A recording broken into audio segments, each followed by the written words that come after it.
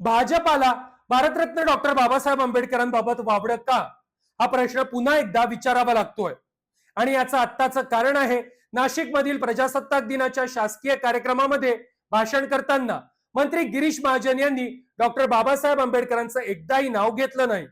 म्हणजे ज्या डॉक्टर बाबासाहेब आंबेडकरांनी लिहिलेली राज्यघटना, भारताचं संविधान 26 जानेवारी 1949 साली संपूर्ण देशानं स्वीकारलं.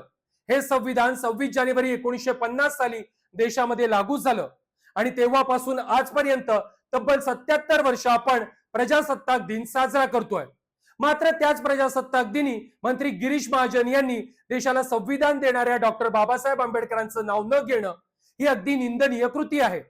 मात्र प्रजासत्ताक दिनी गिरीश महाजन यांनी डॉक्टर बाबासाहेब आंबेडकरांचं नाव जाणून बुजून घेतलं नाही की चुकून ते विसरले हे त्यांनाच ठाऊक. पण या संघी विचाराच्या भाजप नेत्यांचे डॉक्टर बाबासाहेब आंबेडकरांबाबतचे विचार काय आहेत, संविधानाबाबत यांना किती आदर आहे, राज्यघटनेबाबत यांचे काय विचार आहेत हे संपूर्ण देशाला माहित आहे. म्हणून तर मागील काही काळापासून हे संघी विचाराचे लोक संविधानाचे शिल्पकार बिएनराव असल्याच्या आरोया ठोकताना पाहायला मिळतात. इतकंच काय तर याच भाजपला 2024च्या लोकसभा निवडणुकीमध्ये 400 पार जागा हव्या होत्या. कशासाठी तर डॉक्टर बाबासाहेब आंबेडकरांनी लिहिलेलं संविधान बदलण्यासाठी. आणि हेच भाजपच्या काही खासदारांनी, काही नेत्यांनी खुलेआमपणे बोलूनही दाखवलं होतं. मात्र देशातील जनतेनं 2024च्या लोकसभा निवडणुकीमध्ये भाजपचा हाच कपटी मनसुबा हाणून पाडला. पण तरीही याच भाजपच्या संघी विचारांच्या लोकांकडून डॉक्टर बाबासाहेब आंबेडकरांचं महत्व कमी करण्याचा वारंवार प्रयत्न केला जातोय. आणि याचीच प्रचिती मंत्री गिरीश महाजन यांच्या नाशिक मधील कृतीतून पुन्हा एकदा उघड झाली आहे. म्हणजे एका सामान्य दलित कुटुंबातील एक मुलगा इतका विद्वान, इतका बहुज्ञ, विधिवेत्ता, अर्थशास्त्री, राजनीतिज्ञ कसा काय बनू शकतो? हाच गरीब कुटुंबातील मुलगा आपल्या विद्वत्तेच्या जोरावरती भारताची राज्यघटना कशी काय लिहू शकतो? हीच सल आजही या मनुवादी आणि संघी विचाराच्या लोकांच्या मनात कायम आहे. आणि म्हणूनच डॉक्टर बाबासाहेब आंबेडकरांचं नाव पुसण्याचा केविलवाणा प्रयत्न वारंवार हे लोक करतायत. पण या लोकांना हे कळत नाहीये की डॉक्टर बाबासाहेब आंबेडकर हे ज्ञानाचा, समतेचा, परिवर्तनाचा प्रज्ञासूर्य आहेत. आणि प्रज्ञासूर्य कधी मावळत नसतो आणि कधी संपतही नसतो. त्यामुळेच मंत्री गिरीश महाजन यांनी प्रजासत्ताक दिनाच्या कार्यक्रमात एकदाही डॉक्टर बाबासाहेब आंबेडकरांचं नाव न घेतल्यानं एका भीमकन्येनं, एका वाघिणीनं थेट डरकाळी फोडली.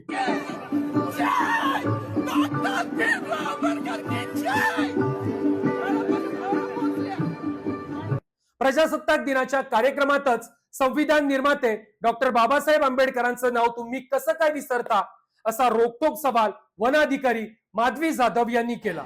मॅडम, बाबासाहेबाला संपवायचं काम करायचं नाही. 26 जानेवारी 15 ऑगस्ट मध्ये मी नाही मानत, पण लोकशाही मॅडम तुम्ही सुद्धा संविधानामुळे आहात. पालकमंत्री सुद्धा पालकमंत्री संविधानामुळे आहे.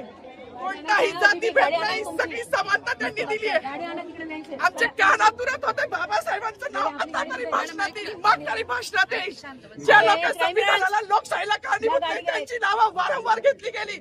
मग जो संविधानाला कारणीभूत आहे तो प्रजासत्ताक दिनाचा जो मानकरी आहे त्याचं नाव भाषणात का नाही? ज्या डॉक्टर बाबासाहेब आंबेडकरांनी भारतीय संविधानाची निर्मिती केली त्यांचं नाव तुम्ही विसरता, हे खपवून घेणार नाही, अशीच डरकाळी या भीमकन्येनं फोडली. माधवी जाधव यांना माहित होतं की मी आवाज उठवला तर माझ्यावर कायदेशीर कारवाई केली जाईल. वेळप्रसंगी सरकारी कामामध्ये अडथळा आणला म्हणून अटकही केली जाईल. हाच राग मनामध्ये ठेवून मला नाहक त्रासही दिला जाईल. मला कामावरून देखील निलंबित केलं जाईल. पण या कशाचीही पर्वा न करता याच भीमकन्येनं मंत्री गिरीश महाजनांना ठणकावून सांगितलं की संविधानाचे निर्माते डॉक्टर बाबासाहेब आंबेडकरांचं नाव जर तुम्ही पुसण्याचा प्रयत्न कराल तर चालणार नाही. अगदी मला सस्पेंड केलं तरी चालेल, वेळ आली तर वाळू उचलीन, माती उचलण्याचं काम करेन, पण डॉक्टर बाबासाहेब आंबेडकरांची ओळख पुसू देणार नाही. हेच या भीमकन्येनं ठणकावून सांगितलं. त्यामुळेच या भीमकन्येचं जेवढं कौतुक करू तेवढं थोडंच आहे. कारणीभूत आहे त्याला तुम्ही संपवायला निघालाय. पालकमंत्र्यांची फार मोठी चूक आहे मॅडम, माफी मागणार नाही, पण पालकमंत्र्यांची त्यांची चूक पत्रात घ्यावी. आता राहू दे, जसं आहे तसंच राहू दे.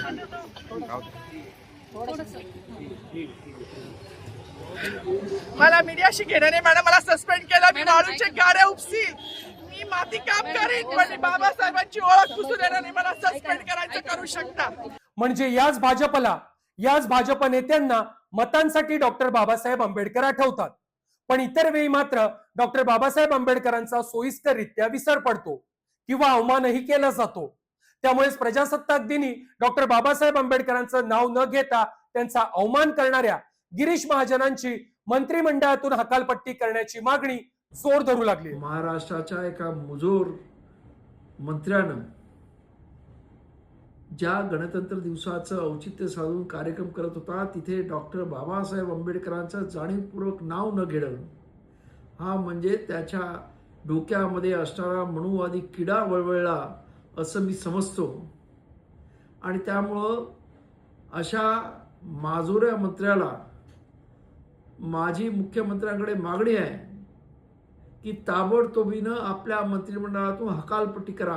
कशा स्वरूपाची कारवाई तुम्हाला अपेक्षित आहे गिरीश महाजनांवरती? मंत्रिमंडळातून त्यांना काढून टाकलं पाहिजे.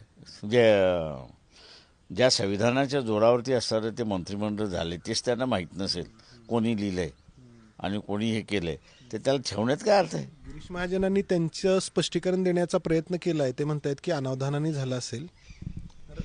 दिलगिरी व्यक्त केली. अनावधानाने असणारे मंत्रिपद काढून टाका ना. मंत्रिपद सुद्धा अनावधानाने काढून टाका. मंत्री गिरीश महाजन यांची मंत्रिमंडळातून तर हकालपट्टी व्हायलाच हवी, पण या मनुवादी विचारांच्या लोकांना एक गोष्ट ठासून सांगितली पाहिजे की ज्यांना डॉक्टर बाबासाहेब आंबेडकरांचं नाव घ्यायला लाज वाटते त्यांना या देशात राहण्याचाही अधिकार नाही. गिरीश महाजन यांच्या कृत्याबाबत तुमची प्रतिक्रिया काय आहे? त्याचबरोबर गिरीश महाजन यांच्यावरती काय कारवाई झाली पाहिजे हे कमेंट बॉक्समध्ये नक्की कळवा. हा व्हिडिओ जास्तीत जास्त लोकांपर्यंत शेअर करा आणि माझे चॅनल सबस्क्राईब करायला विसरू नका.